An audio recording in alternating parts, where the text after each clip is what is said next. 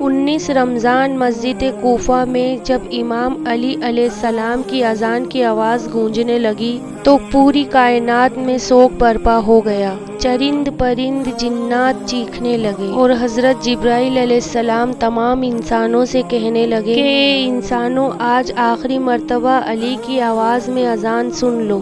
مولا علیہ السلام اذان دے کے مصلی عبادت پر آئے اور اللہ کی عبادت کر رہے تھے۔ جیسے ہی آپ نے سجدہ کیا تو عبد الرحمن ابن ملجم زہر سے بھری ہوئی تلوار آپ کے سر پر دے مارتا ہے۔ مسجد کوفہ میں قیامت برپا ہو گئی۔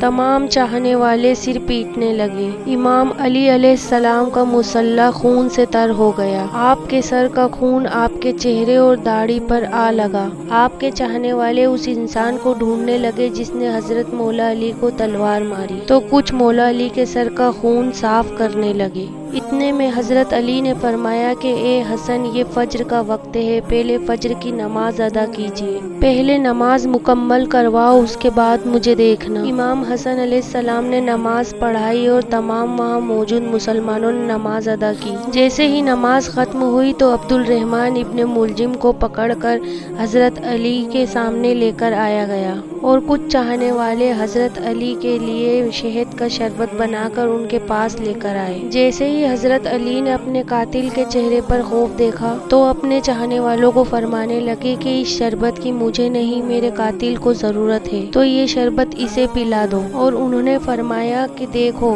تم اس پر بھی ایک ہی وار کرنا، کیونکہ اس نے بھی مجھ پر ایک ہی وار کیا ہے، اور اگر یہ زندہ بچ جائے تو اسے آزاد کر دینا، اور اگر یہ اس وار سے مر جائے تو اس کے جسم کے اعضاء نہ کاٹنا، کیونکہ میں نے اللہ کے رسول سے سنا ہے، کیونکہ اللہ کی نظروں میں سب سے بدترین انسان وہ ہے جو مرے ہوئے انسان کے جسم کاٹتا ہے۔ اور آپ کے تمام چاہنے والے آپ کے عدل و انصاف کو دیکھ کے رونے لگے۔ پھر آپ فرمانے لگے، حسن، حسین، عباس، مجھے اپنے گھر لے کر چلو۔ آپ اپنے بیٹوں کے سہارے جیسے ہی گھر پہنچتے ہیں، آپ فرماتے ہیں کہ عباس، سب چاہنے والوں کو کہہ دو کہ واپس اپنے گھر چلے جائیں۔ تو کسی نے عرض کیا، یا امین المومنین، یہ سب آپ کے چاہنے والے ہیں، اس حالت میں ہم آپ کو کیسے چھوڑ کر چلے جائیں؟ حضرت علی نے فرمایا، کیونکہ میری ظرفت کی خبر مجھ سے پہلے میرے گھر پر پہنچ گئی ہے اور میری بیٹیاں زور زور سے رو رہی ہیں۔ میں نہیں چاہتا کہ میری بیٹیوں کی آواز غیر محرم سنے۔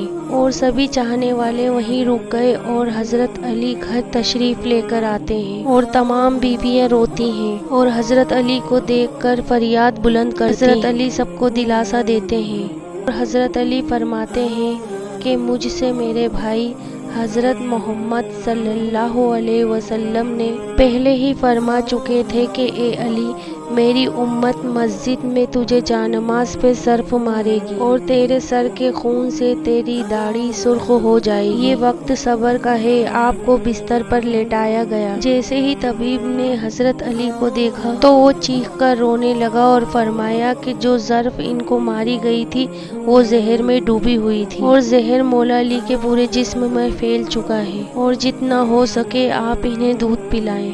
اور جیسے ہی یہ خبر کوفے کی گلیوں تک پہنچی تو کوفہ کی گلیوں کے یتیم بچے اپنے اپنے حصے کا دودھ لے کر حضرت علی کے لیے لے کر آتے ہیں اور بآواز بلند بچے کہتے ہیں کہ اے حسن، یہ ہمارے حصے کا دودھ ہے، یہ ہمارے مولا کو پلائیں، کیونکہ ہم ایک مرتبہ یتیم ہو چکے ہیں، دوسری مرتبہ یتیم نہیں ہونا چاہتے۔ پھر حضرت علی نے فرمایا کہ حسن، میرے جنازے میں کسی کو شریک نہ کرنا۔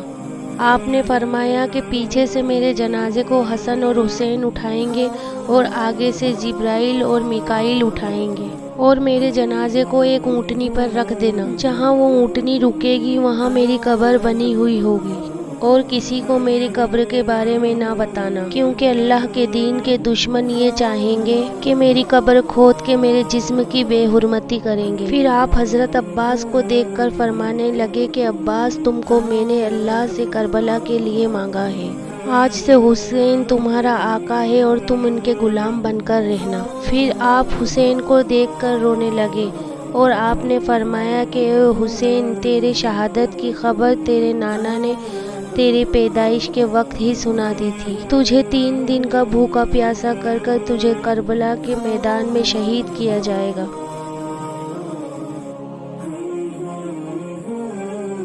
تیرے بچوں اور تیرے ساتھیوں کو بے دردی سے مارا جائے گا۔ حسین، تجھے شہید کر کے تیری بیٹیوں اور تیری بیویوں کو اسی کوفہ کے میدانوں میں پھرایا جائے گا۔ حسین، اللہ کے دین کے لیے صبر کرنا، اور جب وقت آخر آئے تو اپنی بیٹیوں اور بہنوں سے وصیت کرنا کہ اسلام کے لیے صبر کرتے رہیں اور قدم قدم پر یہ گواہی دیتے رہیں کہ اللہ کے سوا کوئی عبادت کے لائق نہیں، اور ان کے نانا حضرت محمد صلی اللہ علیہ وسلم اللہ کے رسول ہیں۔